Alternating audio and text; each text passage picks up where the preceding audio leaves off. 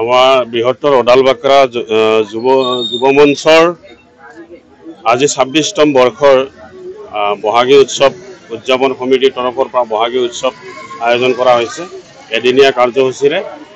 গতিকে আমি আজি দিনজোৰা কাৰ্যসূচীৰে আমাৰ ইতিমধ্যে পতাকা উত্তোলন কাৰ্যসূচী হৈ গ'ল আৰু স্মৃতি তৰ্পণ লগতে আমাৰ এই বিহুস্থলীত স্থাপিত কলাগুৰু বিষ্ণুপ্ৰসাদ ৰাভাদেৱৰ প্ৰতিমূৰ্তিত মাল্যাৰ্পণ কাৰ্যসূচী ইতিমধ্যে হৈ গ'ল। গতিকে আমাৰ এতিয়া পিছৰ কাৰ্যসূচী আছে ধৰক সৰু সৰু ল'ৰা ছোৱালীৰ খেল ধেমালি তথা বিহু নৃত্য প্ৰতিযোগিতা হ'ব। ইয়াৰ পিছতে আমাৰ সন্ধিয়া ঠিক ৬ বজাৰ লগে লগে সাংস্কৃতিক সন্ধিয়া আৰম্ভ হ'ব। সাংস্কৃতিক সন্ধিয়াত আমি বিভিন্ন জাতি জনগোষ্ঠীৰ কৃষ্টি আমি প্ৰদৰ্শিত কৰিম, তেখেতসকলক আমি আমন্ত্ৰণ জনাইছোঁ। লগতে আমাৰ এজনী আমন্ত্ৰিত গায়িকা আছে, তেখেত পাপৰি গগৈ।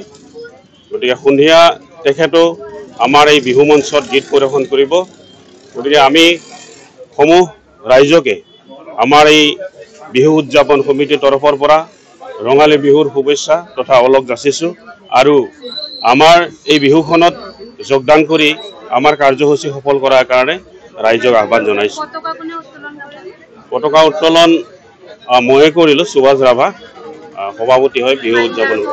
মাল্যাৰ্পণ কৰিলে আমাৰ জনজাতীয় যুৱ কল্যাণ পৰিষদৰ সভাপতি শ্ৰী অনন্ত ৰাভাই আৰু আমাৰ যিটো বন্তি প্ৰজ্বলন কাৰ্যসূচী তাত আমাৰ স্থানীয় কাউন্সিলৰ মঞ্জুলা ৰাভাদেৱে তেখেতে আমাৰ বন্তি প্ৰজ্বলন কাৰ্যসূচী অনুষ্ঠিত কৰিলে।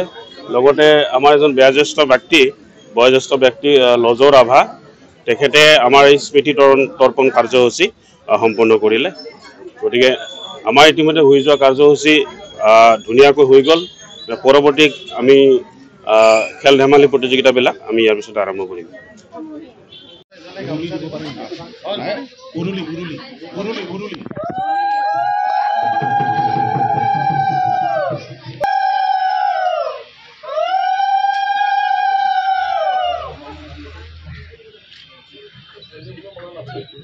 উল্টা হল পোলট্ৰি ফালে